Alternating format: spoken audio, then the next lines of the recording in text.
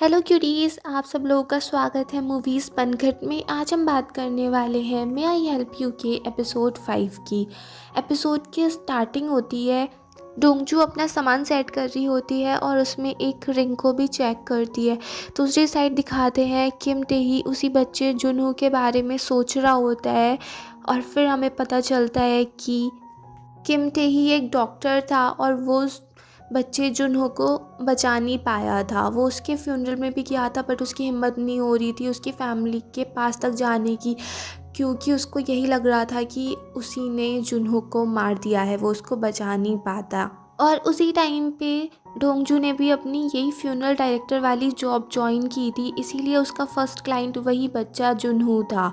जब वो उसको फ़र्स्ट टाइम टच करती है तो वो फ्यूनरल रूम एक पार्लर रूम बन जाता है और वहाँ पे वो खुद डर गई थी क्योंकि उसको समझ नहीं आ रहा था कि ये क्या से क्या हो गया।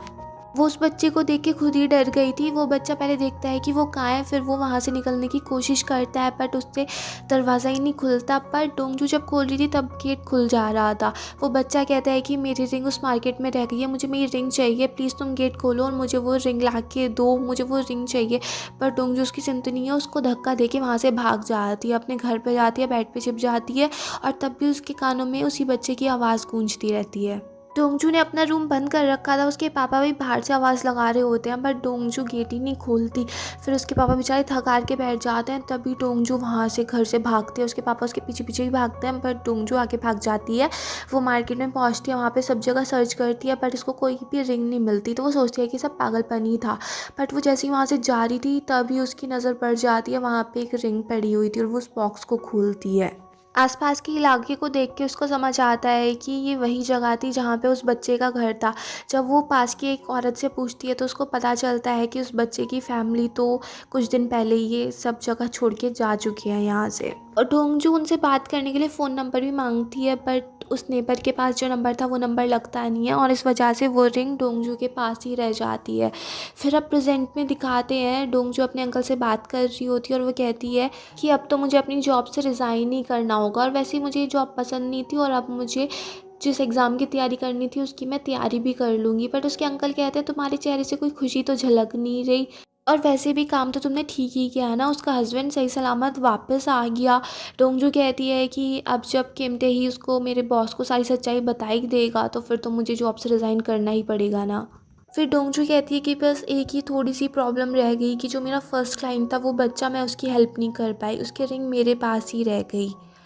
फिर दिखाते हैं किम टेही डोंगजू के बारे में ही सोच रहा होता है कि कैसे उसने बताया था कि वो गोस्ट को देख सकते हैं, उनसे बातें करते हैं, उसको तभी इतनी सारी चीज़ें पता चली। तो उसको तभी डोंगजू दिख जाती है। वो उससे पूछता है कि तुमने कब से ये जॉब ज्वाइन की थी, कौन तुम्हारा फर्स्ट क्लाइंट था, कब से ये चल रहा है। वो डोंगजू से ये भी पूछता है कि तुम्हें मेरे आसपास कुछ दिख रहा है, पर डोंगजू उसकी सुनती नहीं और वहाँ से चली जाती है। उसे बड़ा गुस्सा आ रहा था कि कैसे मेरे पीछे पकड़ के बैठ गया है।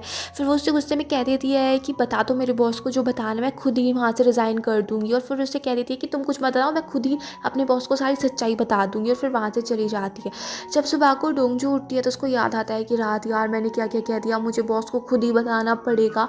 तभी वहाँ पे उसको कुछ आवाज़ सी आती है और वो उस घर से निकल के भागती है, क्योंकि वो अब उस अपार्टमेंट पे तो रह नहीं रही थी जो उसने किम टेही के पास वाला लिया था। फिर ये बात डोंगजू अपने बॉस को बता रही थी कि ऐसे ऐसे उस अपार्टमेंट में कुछ था। तो उसको बॉस कहता है कि तुम्हें अपना पहले वाला अपार्टमेंट छोड़ना ही नहीं चाहिए था। फिर डोंगजू बड़ी हिम्मत जुटा के अपने बॉस को अपनी सारी बात बताने ही वाली थी बट उसको फिर चांस नहीं मिलता क्योंकि फिर से एक फ्यूनरल के लिए वहाँ पे लोग आ चुके थे। दूसरी साइड दिखाते हैं विंसेंट किम टेही को डांट रहा होता है कि तूने ही कुछ किया होगा डोंगजू के साथ, इसीलिए वो ये घर छोड़ के चली गई, तूने उससे लड़ाई की होगी। ये सब सुनने के बाद किम टेही फिर से डोंगजू को कॉल करने की कोशिश करता है बट डोंगजू उसका फ़ोन पिकअप नहीं करती। फिर दिखाते हैं इस बार फ्यूनरल के लिए जो लोग आए हुए थे उसमें लेडी काफ़ी ज़्यादा हॉस्पिटेबल थी। वो डोंगजू से बहुत ही अच्छे से बात कर रही थी, डोंगजू का काफ़ी ख्याल रख रही थी और उससे ना बहुत ही क्लोजली बात कर रही थी, जिससे डोंगजू को भी काफ़ी अच्छा लगता है क्योंकि उनके प्रोफेशन में लोग उनसे दूर ही भागना चाहते हैं, उनके पास कोई भी नहीं आना चाहता। तो जब ऐसा लगता है डोंगजू को कि मुझसे इतने अच्छे से बात कर रही है तो डोंगजू को भी थोड़ा अच्छा अच्छा लगने लगता है। उसके बाद डोंगजू अपने बॉस को बात बताने की कोशिश करती है, बट वहीं पे वो लेडी फिर से आ जाती है। वो डोंगजू को एक बैंडेड देती है क्योंकि उसने बहुत सारा काम किया होता है उसकी रिस्ट के लिए, जिससे डोंगजू को काफ़ी अच्छा सा लगता है। जब डोंगजू बाहर जाके देखती है तो उसका बॉस किम डेही के साथ खड़ा होता है, तो वो अपने बॉस से जाके खुद ही कह देती है कि तुम्हें यहाँ पे बताने की ज़रूरत नहीं है, मैं ही अपने बॉस को सारी बात बता दूँगी। बट फिर दिखाते हैं डोंगजू ऑफिस में बैठी होती है और वो गुस्सा कर रही होती है कि किम टेही ने उसे बताने क्यों नहीं दिया और वो खुद बॉस को क्यों बता रहा है। डोंगजू सोचती है कि मैंने कहा तो था कि मैं अपने बॉस को खुद ही बता दूंगी, फिर वो बीच में अपनी टांग क्यों अड़ा रहा है। तो वो अपना एक रेजिग्नेशन लेटर लिख के और अपना टैग भी वहीं पे रख के चली जाती है। फिर दिखाते हैं किम टेई डोंगजू के बॉस से कहता है कि सारी मेरी ही गलती है, अब डोंगजू क्विट करने की कोशिश करेगी, वो नौकरी छोड़ने की कोशिश करेगी, बट प्लीज़ आप उसका रेजिग्नेशन एक्सेप्ट मत करना है, सब मेरी ही मिस्टेक है, मुझे ही कुछ मिसअंडरस्टैंडिंग हो गई थी, इस वजह से वो ये नौकरी छोड़ रही है, मगर प्लीज़ ये सारी मेरी गलती है। डोंगजू का बॉस कहता है कि मुझे समझ तो आ नहीं रहा है कि तुम क्या बारे में क्या बात कर रहे हो, मगर अगर तुमने कुछ गलती की है तो तुम्हें डोंगजू से माफ़ी मांगनी चाहिए ना, तुम उससे बात करो। फिर दिखाते हैं किम टेही डोंगजू को फ़ोन लगा रहा होता है, बट उससे पहले उसके पास विंसेंट का फ़ोन आ जाता है। दूसरी साइड दिखाते हैं उनके घर के पास जो इंस्पेक्टर रहा करता था वो डोंगजू से बात करता है। वो उससे कहता है कि प्लीज़ हम मिल सकते हैं क्या, तुम उस घर में वापस आ जाओ। डोंगजू भी उससे हाँ में हाँ मिला रही होती है, तभी उसके पीछे से एक आदमी ऐसे आने लगता है। डोंगजू डर जाती है कि पता नहीं कौन आ रहा है।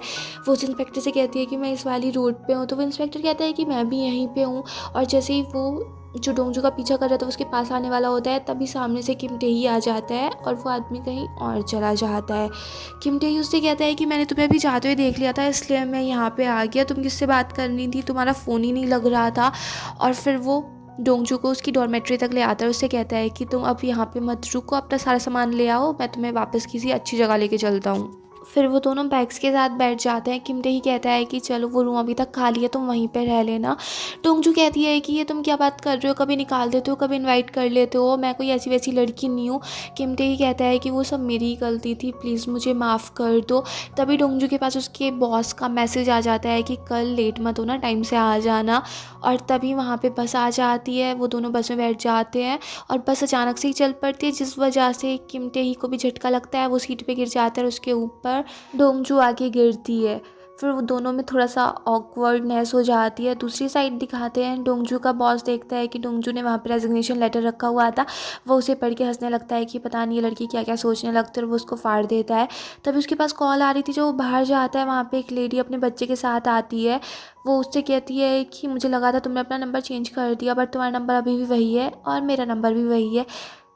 डोंगजू का बॉस उससे पूछता है कि तुम्हें क्या चाहिए। वो लेडी कहती है कि तुम प्लीज़ मुझे थोड़े से रुपए दे सकते हो क्या।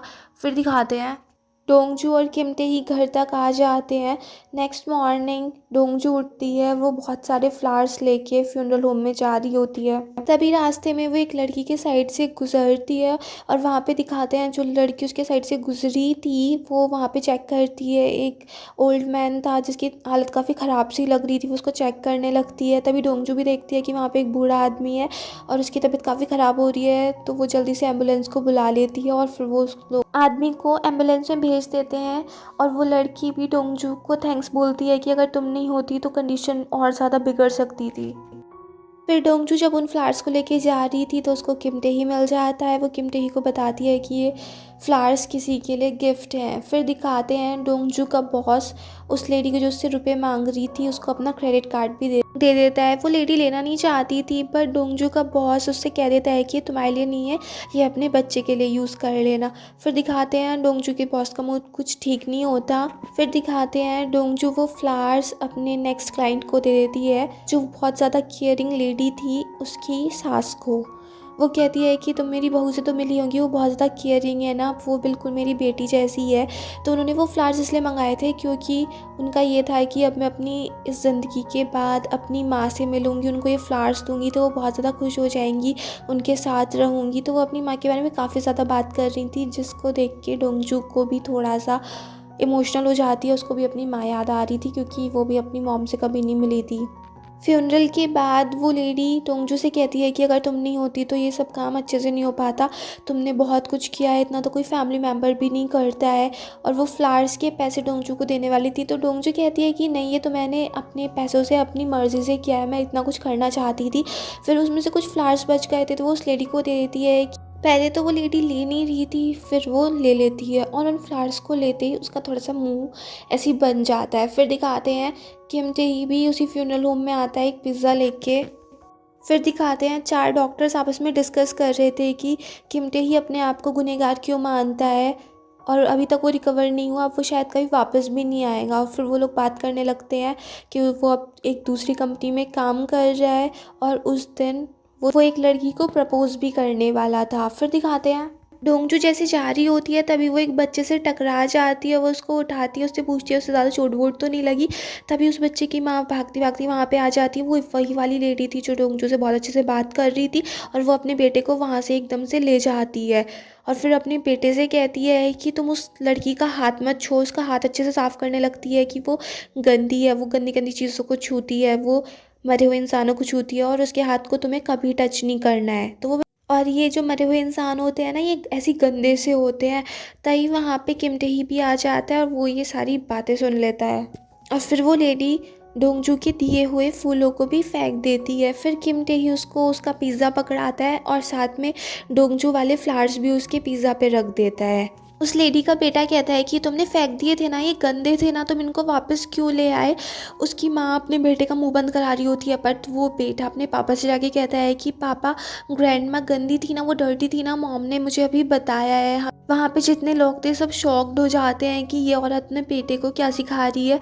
और वहाँ पे ही डोंगजू भी खड़ी हुई थी। किम टेही उस औरत की सच्चाई डोंगजू के सामने ही लाना चाह रहा था। फिर वो डोंगजू का हाथ पकड़ के उसे बाहर ले जाता है, बट डोंगजू किम टेही की एक भी बात नहीं सुनती और अंदर चली जाती है। फिर अंदर जाके वो रोने लगती है, वो सारी बातें याद कर रही थी। फिर जब रात हो जाती है, वो बाहर आती है, तब भी किम टेही बाहर ही खड़ा था। डोंगजू उससे कह देती है कि मुझे कुछ टाइम अकेले रहना है, बट फिर वो उससे कहता है कि चलो साथ साथ घर चलते हैं और उसको अपनी स्कूटी पे बैठा के घर ले आता है। फिर दिखाते हैं दोनों थोड़ी दूर दूर खड़े थे, एक दूसरे को देख रहे थे। फिर सीन चेंज होके दिखाते हैं मॉर्निंग हो चुकी है। जैसे ही डोंगजू उठती है, उसका हाथ साइड में जाता है और उसका हाथ टच होता है एक फेस पे, उसके साइड में ही किम टेही सो रहा होता है। और फिर वो दोनों अचानक से ऐसे उठ जाते हैं, किम टेही नीचे गिरता है और दोनों के शॉक चेहरों पे ये एपिसोड फिनिश हो जाता है। अगर आपको ये पसंद आया हो तो प्लीज़ मेरे चैनल को सब्सक्राइब करें, लाइक करें, शेयर करें, कमेंट्स करें and bye bye till next video.